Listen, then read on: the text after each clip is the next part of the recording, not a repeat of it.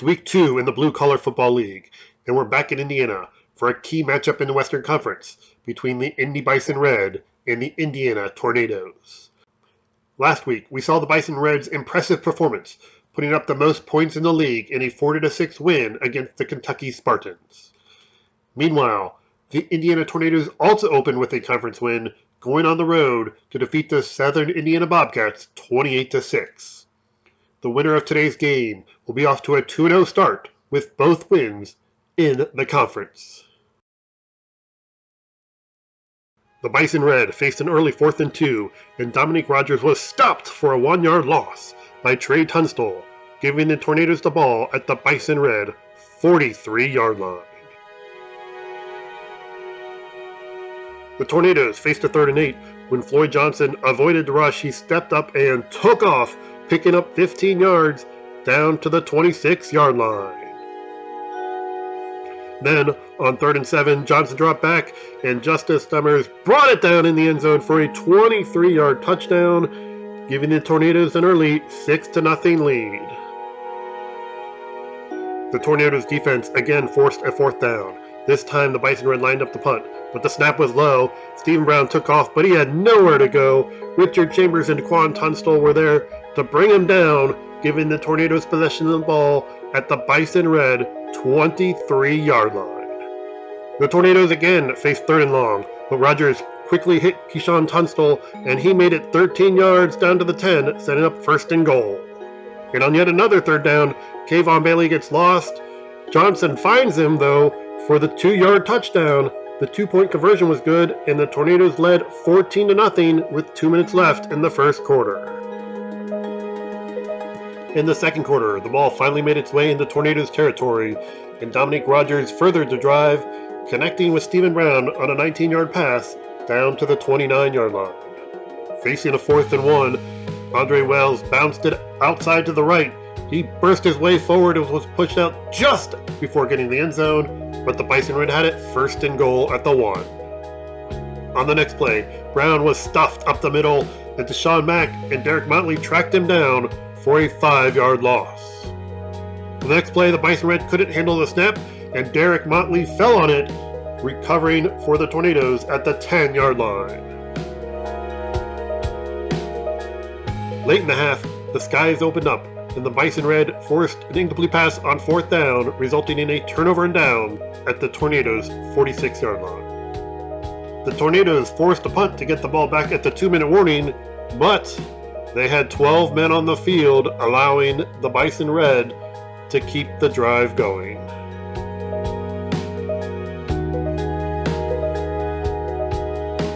On 4th down, the Tornadoes defense forced Brown to step up and take off. He ran before being tripped up at the 15-yard line as time ran out in the half, but the Tornadoes were offsides on the play, resulting in 1 untimed down for the Bison Red. The Bison Red took advantage of the free play. Brown fired over the middle. D. Baker brought it in and reached the ball across the goal line for a 22-yard touchdown. They added a 2-point conversion that cut the Tornadoes' lead to 14-8 at halftime. The Bison Red defense got a stop at midfield to start the second half, and then Elijah Smith burst forward for 11 yards, setting up the Bison Red at the Tornadoes' 32-yard line. The Bison Red tried it again on the next play, but this time Durante Smith stepped up. Elijah Smith started going backwards and was tripped up by Robert Garrison, resulting in a 17-yard loss. On 2nd and 27, Brown scrambled and was looking deep when Kevin Summers charged forward and brought down Brown for a 10-yard loss. And on 3rd and 37, Brown was swarmed by the Tornado defense. Angel Russell got credit for the sack that resulted in a 4th and 41 for the Bison Red.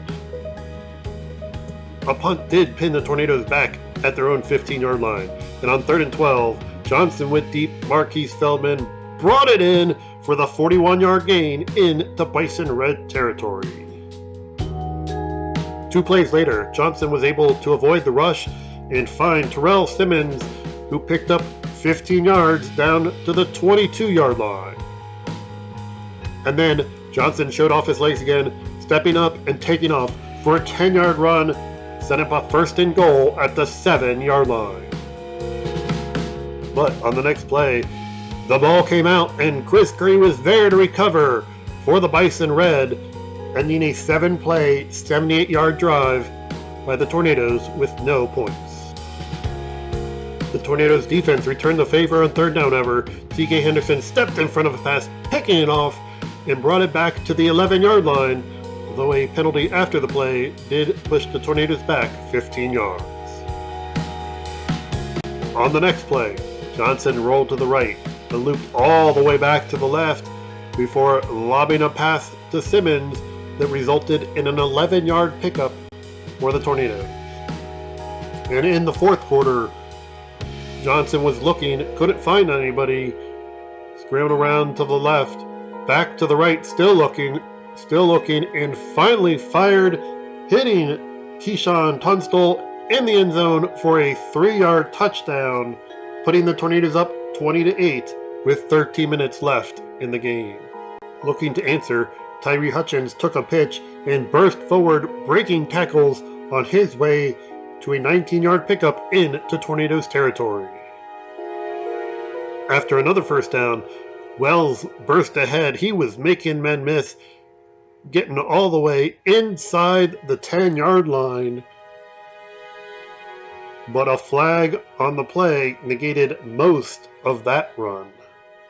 And on the next play, Brown couldn't find anyone. He was sacked in the backfield by Isaiah Hulse and Ahmad Malone. And the Bison Red just kept going backwards. Brown was sacked one final time by Hulse, and the Tornadoes were able to run out the final 5 minutes of the game, taking the early advantage in the Western Conference with a 20-8 win against the Bison Red. The Tornadoes had 4 drives start in Bison Red territory. The first 2 resulted in touchdowns in the first quarter, and the last 2 resulted in a touchdown in the end of the game. Third down was also key, as the Tornadoes were 5 for 12, while the Bison Red converted just 1 of 12. Wells led the Bison Red offense with 42 yards on the ground. Brown and Rogers combined for 58 yards passing. Brown was also the leading receiver with 25 yards. Jimmy Starks had 7 tackles to lead the defense, while Xavier Roberts had 4 tackles, 2 for loss, including 1 sack. For the Tornadoes, Floyd Johnson was 15 of 25 passing for 155 yards with 3 touchdowns to 3 different receivers. He was also the Tornadoes' leading rusher with 6 carries for 38 yards. Trey Tunstall caught 5 passes for 27 yards, including 1 of the touchdowns. Robert Garrison led the defense with 7 tackles, 2 for loss, and forced 1 fumble. Angel Russell had 2 sacks, as the Tornadoes defense recorded 6 sacks in all and had 6 additional tackles for loss, holding the Bison Red under 100 yards of offense.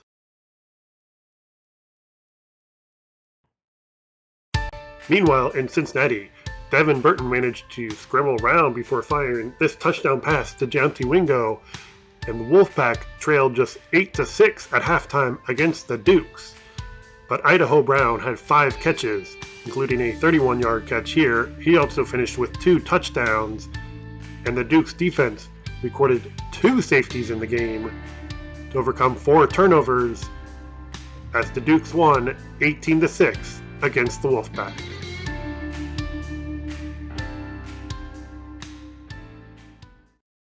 Checking out all the scores for the week, in addition to the wins by the Tornadoes and the Dukes, the Bobcats got 94 yards on the ground and a touchdown from Marquise Holt, and Parker Osborne added 2 touchdown catches, each scored in the fourth quarter, as the Bobcats pulled away from the Spartans for a 29-14 victory.